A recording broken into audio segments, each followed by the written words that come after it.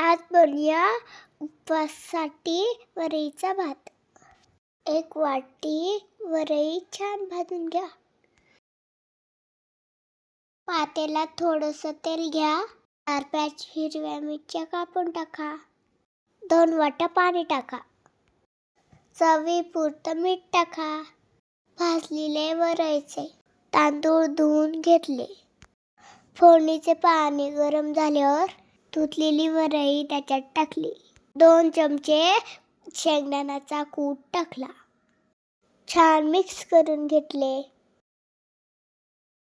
उकळी आल्यावर झाकण ठेवले.